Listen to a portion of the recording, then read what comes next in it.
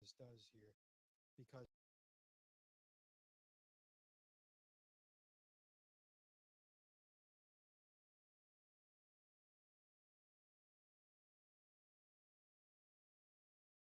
'39. Jalen Wells, Wow. one of the biggest. I am, you know what? I'm not that surprised. I think I moved him up Tell in me my why. in my mind. Jalen Wells is. I think during this pre-draft process, teams, particularly at the combine, started just studying him a little more.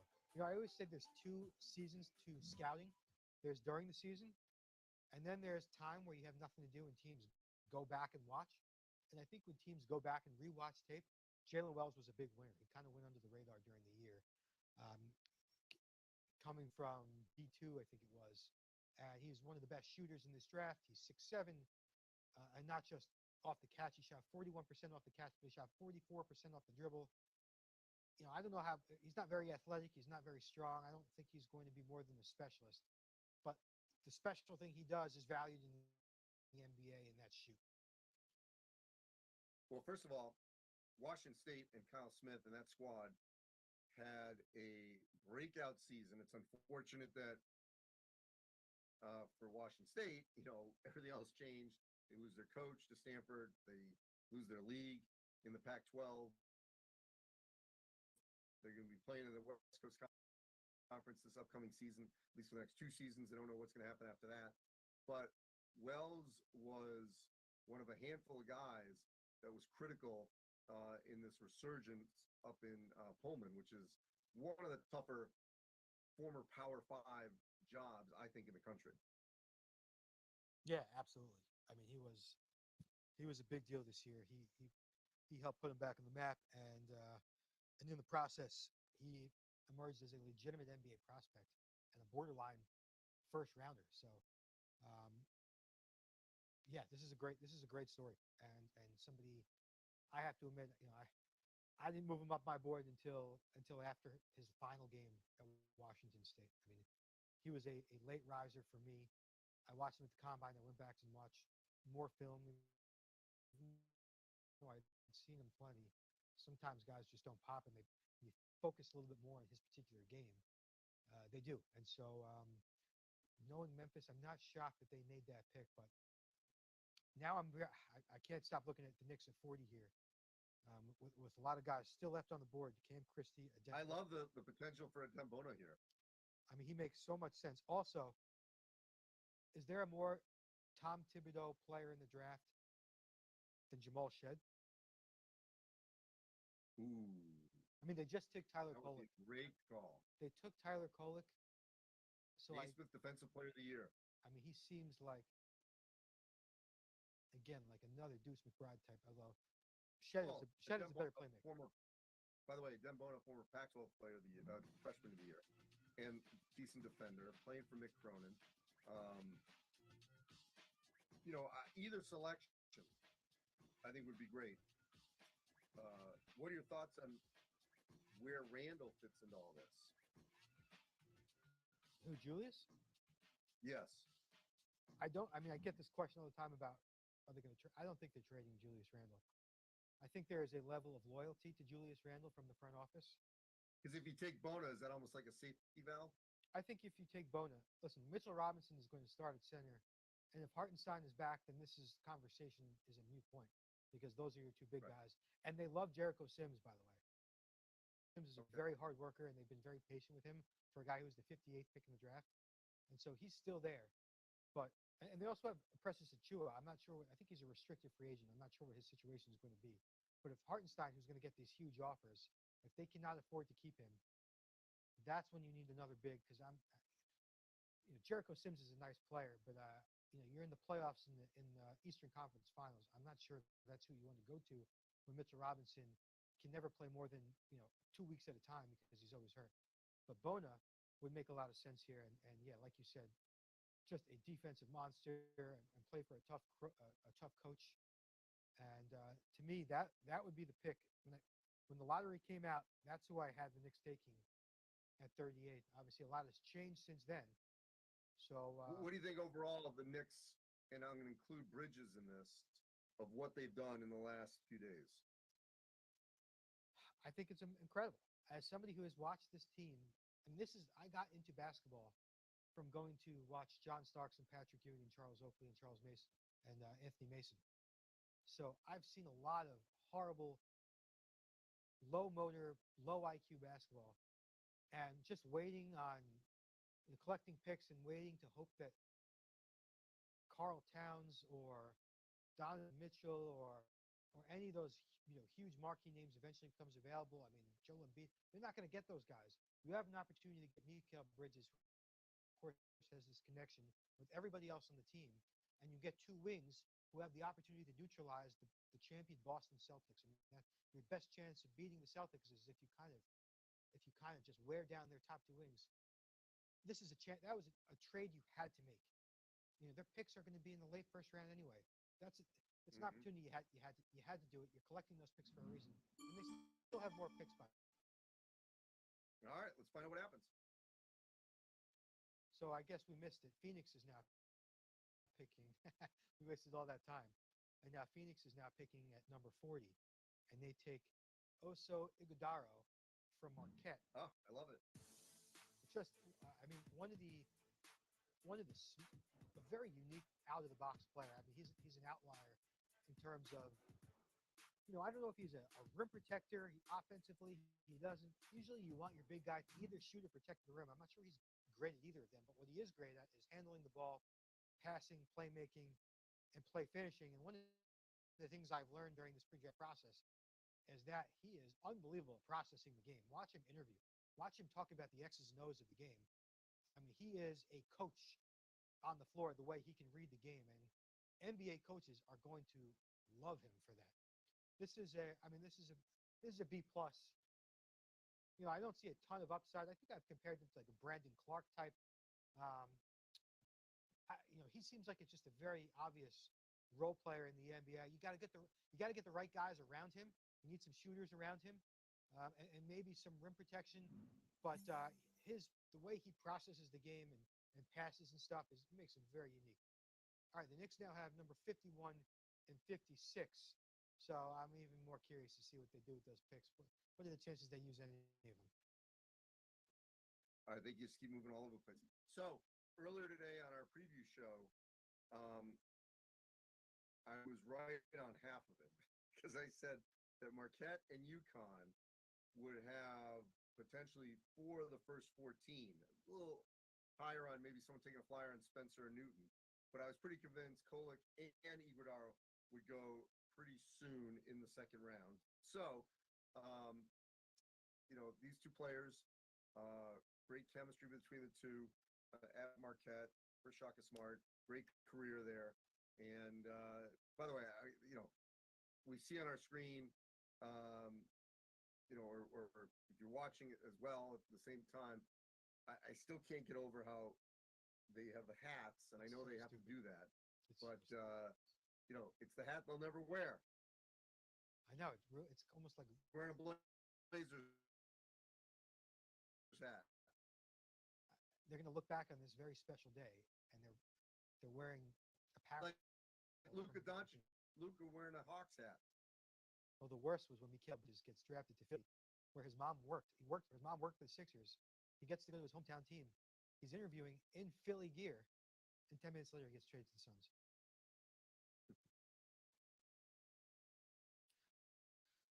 All right, so now let's do a little house cleaning here. As of now, 41 is the Sixers, correct? So because everything's just flying by here. Jared McCain, they get him at 16. I love the pick there. What do you think the Sixers, assuming they hold it, which is a big assumption here, what could they use at this spot? I mean, I don't think they have many guys under contract next year. So this is just simply take the best prospect available. I mean, you're not looking to fill any needs here. You don't know what your roster is going to look like. KJ Simpson is the best player available on my board. Isaiah Crawford is one of my favorite sleepers of this draft. How about a backup for Joel Embiid? We'll bring up Adem Bona again. Yep. Some insurance. I mean, he's on the wrong side of the 30. He's getting hurt a little bit more often. Just get some insurance. Although I'm sure that they'd probably prefer Joel, but a little surprised to see Cam Christie still on the board. I wouldn't be surprised if that was the pick. Probably if I had to make it be my bet, Cam And McCain, you okay with that? you can't hurt to add more shot making. I mean, that's going to be Christie's calling card in the league. Because I'm not sure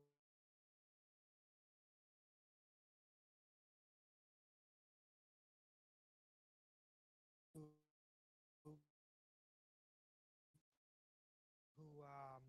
who is a connector type. He'll pass. He'll make open shots. He'll play in the post. He'll give you defensive versus bold.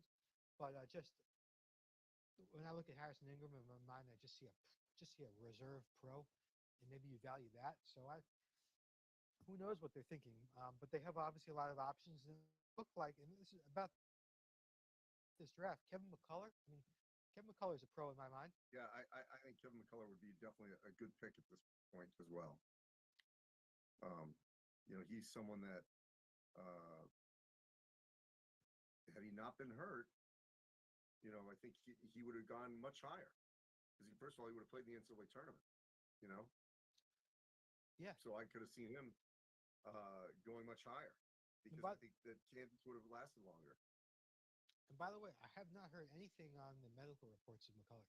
I mean, he couldn't participate at the combine. I don't think he worked out for anybody. So I don't know if he got red flagged at all. I'm not really sure what teams have on him health-wise. I don't know if it would make that much of a difference. It doesn't sound like he has a torn ACL or anything structurally wrong. But yeah, from a player standpoint, I mean, I'll never forget. I asked the scout early in the season, "What do you think of McCullough?" He just goes, "Man, I effing love that guy." I mean, that's he's just kind of like he's just very professional with his game and his age. And so I think if a team is not interested in swinging for upside and you just want a guy, I think McCullough is just a guy you can kind of add to your roster and feel like you're getting a pro. By the way, how about from 30? Oh, I'll hold that thought. There it is. 76ers, number 41, taking the guy we've been talking about for the last 5 picks, Adem Bona from UCLA. I mean, maybe the thought process is what we just said. Let's get a big guy to back up Joel Embiid. And it's just a different, I mean, the polar opposite type of big man. Very little skill, but just speed, explosion, high energy. Not that Embiid is a low motor guy, but just he brings he gives you a totally different come off the bench and just play 150%, and that's what's going to make him earn the minutes and earn the money. This is to me, this is an A- grade. I mean, I think this is just good value this late in the draft. Guys, these type of guys translate not maybe to upside, but that archetype lasts in the NBA. Like, why is Daniel Gafford any better than Adem Bona? Explain to me why he. No, I love this pick. Yeah. He stuck it out with Mick. They did not have a good season, but he was a holdover. I mean, playing from their success the year before, coming back, he was Pac-12 Freshman of the Year, got better, is more mature, is ready for this next phase. And like you said, I think he could be a solid backup in the NBA. We'll see if he can emerge into at some point being a starter. But I love this pick for the Sixers. Yeah, I mean, I think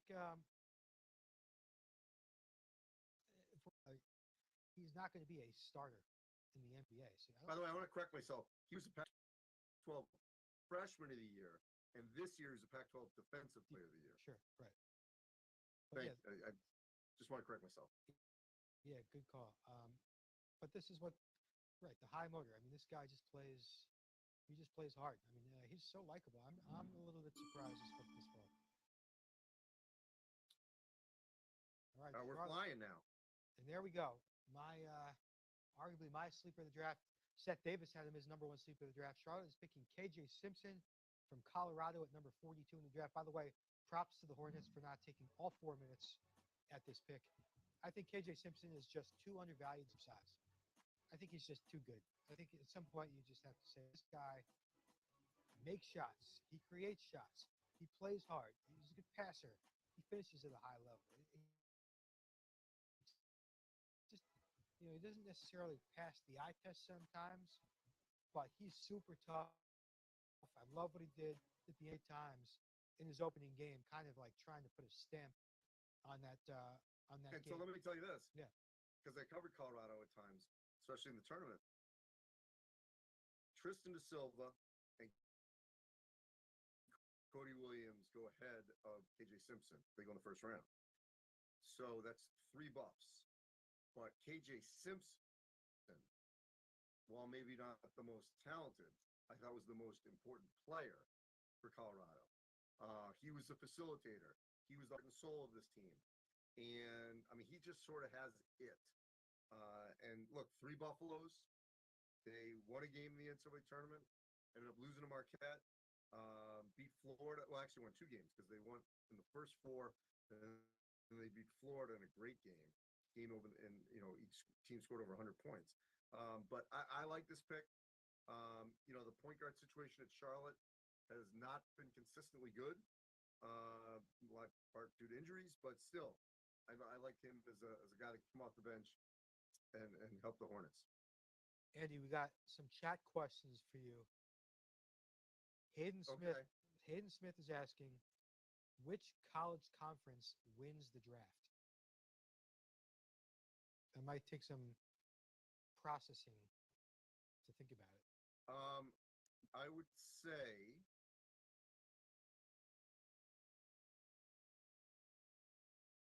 I'm going to lean Big East for a couple of reasons. One, you had Klingon and Castle both going in the top 7. Devin Carter, Big East Player of the Year, goes 13 to Sacramento. Baylor Shireman, Creighton, ends up at number 30. So right off the bat, you've got the Big East littered throughout.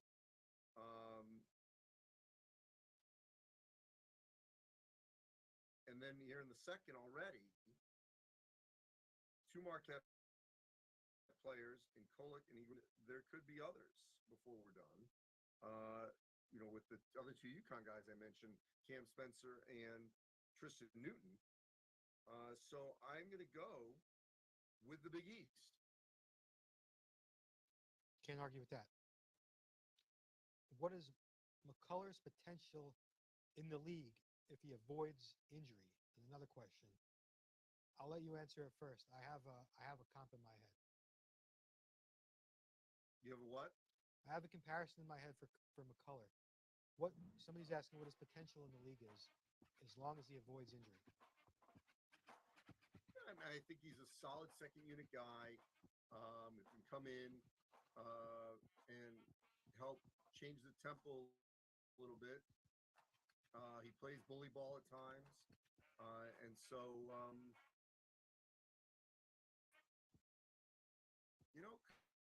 could he get you 8 points a game? Sure. Yeah, I think I use that for Stephon Castle. Obviously, Castle's upside is a lot higher, but McCullar is a jack of all trades, master of none. He's tough. He's smart. He can make shots. He's not a shooter. He can handle the ball a bit and be a playmaker, but he's not. He's a big, strong wing who's going to do the little things to help you win. We got one more question from the GOAT Talks. Who is winning Rookie of the Year? Ooh.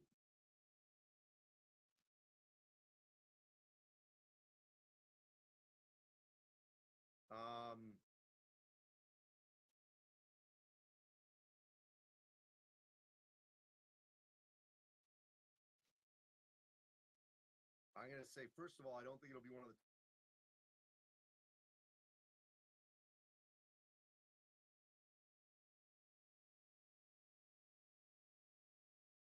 I think it's either going to be Stephon Castle Ron Holland, or maybe even Devin Carter. Wow. All right. Is picking Nikola Jurisic in Treviso, Italy, and spent a lot of time with him. One-on-one time, I watched him play. He is an interesting dude and a very polarizing player.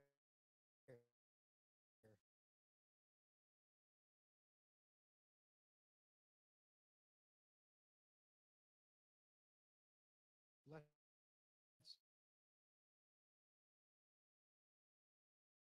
He did not really like his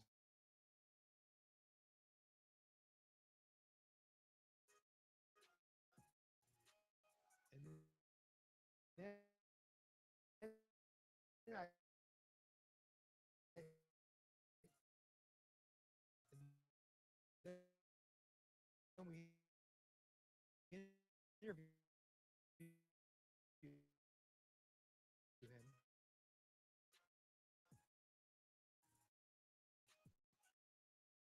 and he was extremely self-aware about all of that. He said, "I watched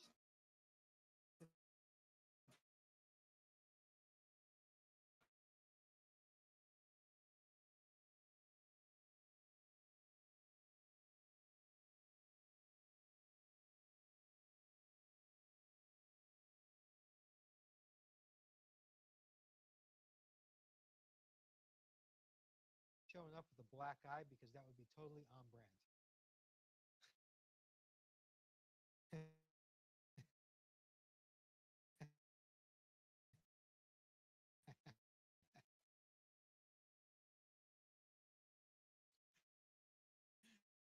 He is, and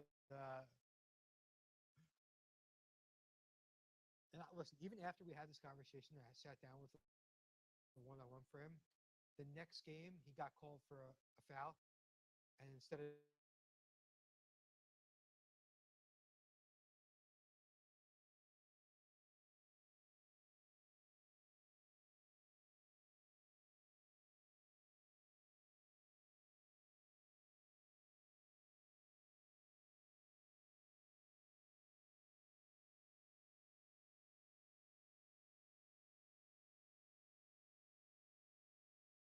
before, and this reminds me of your call last year with the Heat taking Jaime Jaquez, your claim to fame here. This is such a Yeah. similar, such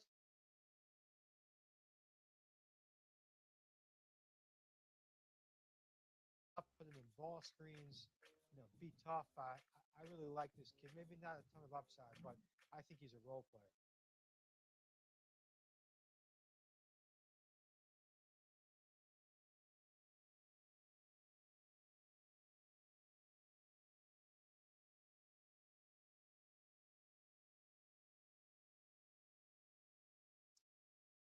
This is a B plus. Well, and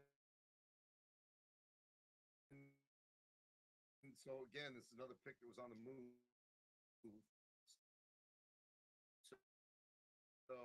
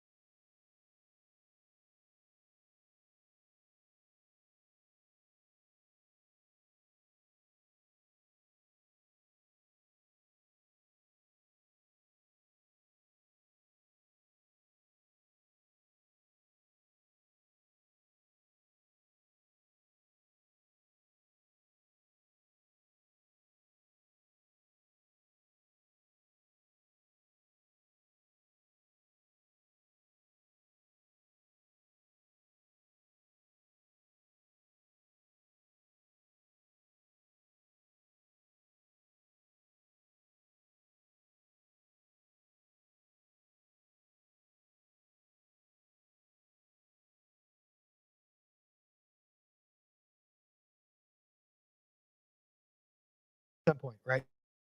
He's going to go to a winning team, and they're going to